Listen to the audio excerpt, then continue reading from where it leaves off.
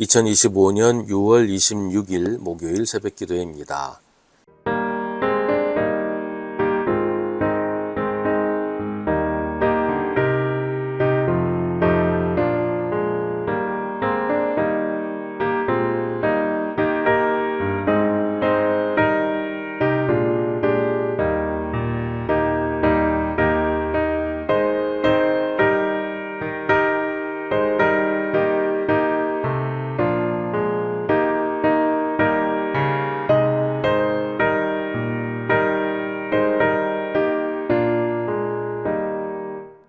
누가복음 2장 41절부터 52절입니다. 예수의 부모는 해마다 6월절에 예루살렘으로 갔다. 예수가 12살이 되는 해에도 그들은 절기 관습을 따라 6월절을 지키러 예루살렘에 올라갔다. 그런데 그들이 절기를 마치고 돌아올 때 소년 예수는 예루살렘에 그대로 머물러 있었다. 그의 부모는 이것을 모르고 일행 가운데 있으려니 생각하고 하룻길을 갔다.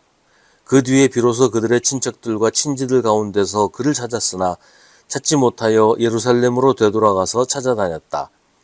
사흘 뒤에야 그들은 성전에서 예수를 찾아냈는데 그는 선생들 가운데 앉아서 그들의 말을 듣기도 하고 그들에게 묻기도 하고 있었다.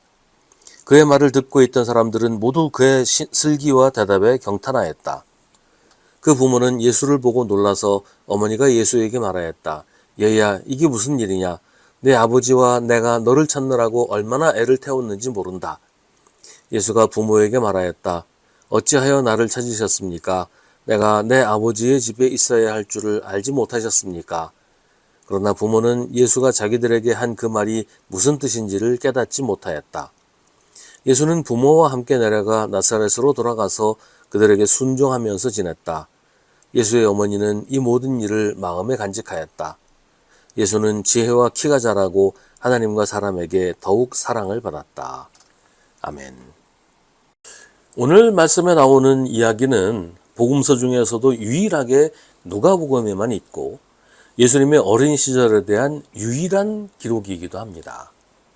사실 예수님의 어린 시절은 우리에게 그다지 중요한 의미가 있지는 않아요. 예수님의 이야기는 공생의 이후부터가 우리와 연관이 있지 그 이전은 그냥 개인적인 생활일 뿐이기 때문입니다. 그런데 굳이 오늘 말씀을 누가의 복음서에 기록한 이유는 예수님이 어느 날 갑자기 각성해서 하나님의 아들이 된 것이 아니라 어려서부터 하나님의 아들이라는 자기 인식을 가지고 성장했다는 것을 말하기 위해서일 것입니다. 이게 왜 중요하냐 하면 초대교회 시대에는 예수님이 하나님의 아들이라는 것이 도대체 무슨 의미인가? 예수님이 왜 하나님의 아들인가? 어떻게 하나님의 아들이 되었는가? 이런 것들에 대해서 논쟁이 아주 극심하게 이루어졌어요. 예수님이 언제 하나님의 아들이 되었는가? 처음부터 하나님의 아들이 아니고 예수님이 세례 받으실 때 하나님께 입양되었다. 이런 주장부터 해서 여러 가지 주장들이 있었단 말이죠. 이런 주장과 논쟁들에 대해서 누가는 분명하게 대답을 해주고 있는 겁니다. 예수님은 태어나실 때부터 하나님의 아들이셨고 자라실 때도 자신이 하나님의 아들이라는 것을 분명하게 인식하고 계셨다. 사실 오늘 말씀에 나오는 예수님의 행동은 부모의 입장에서는 잘했다고 할 수 없을 거예요. 부모한테 말도 하지 않고 사라져 버렸으니까 말이에요.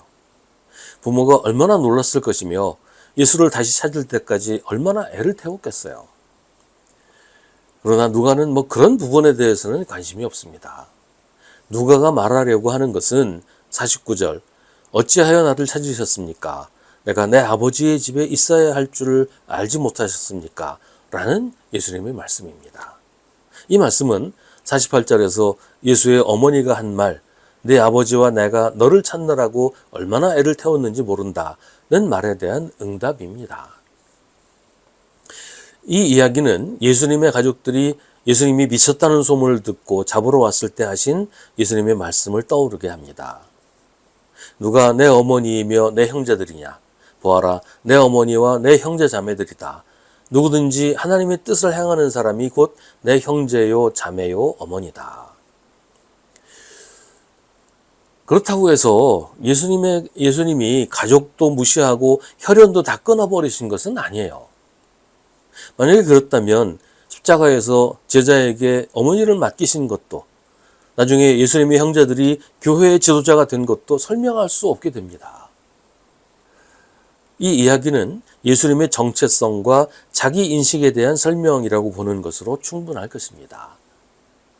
그 후에 예수님은 다시 나사렛으로 돌아가서 부모에게 순종하며 지냈다고 합니다. 예수님은 가출 청소년도 아니었고 반항아도 아니었습니다. 오늘 말씀은 52절, 예수는 지혜와 키가 자라고 하나님과 사람에게 더욱 사랑을 받았다는 말로 마무리됩니다. 이 부분도 우리가 깊이 묵상할 내용입니다. 하나님과 사람에게 라는 말씀을 잘 생각해야 합니다. 많은 가정에서 자녀가 사람에게 사랑받기를 바랍니다. 공부 잘하고 좋은 대학 가고 좋은 회사 취직해서 사람들이 부러워하고 사람들이 칭찬하는 그런 사람이 되기를 바라지요. 그에 비해서 하나님께 사랑받는 일에는 별 관심이 없어요. 나중에 자리 잡고 다 기반 닦고 나서 그 다음에 신앙생활 잘하면 된다, 이런 생각으로 해서 한참 공부할 때 바쁠 때는 교회 다니지 못하게 하는 그런 부모도 있어요. 또 어떤 가정에서는 하나님에게 사랑받는 일만 강조해서 사람들에게 조롱의 대상이 되거나 혐오의 대상이 되어도 괜찮다, 상관없다, 이렇게 가르치기도 해요. 믿음이 중요하지 사람의 시선이 뭐가 중요하냐, 이런 식이죠. 둘 다 바람직하지 않은 거예요. 율법은 하나님을 사랑하고 이웃을 사랑하라고 말하죠. 예수님도 그게 옳다고 하셨어요. 우리 자녀도, 우리 자신도 하나님에게 사랑받고 사람에게 사랑받아야 해요. 그게 맞는 거예요. 어느 한쪽을 포기하거나 어느 한쪽을 무시해서는 안 된다는 말이죠.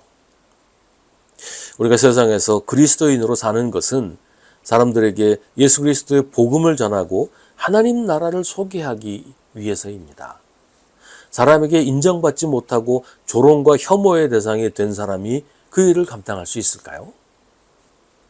반대로 세상에서 사람들에게 잘 보이고 사람들에게 칭찬을 받으려고 세상 사람들과 손잡고 그들과 똑같아진다면 하나님한테 사랑받을 수 없지 않겠어요? 어느 한쪽을 포기하거나 무시해서는 안 돼요.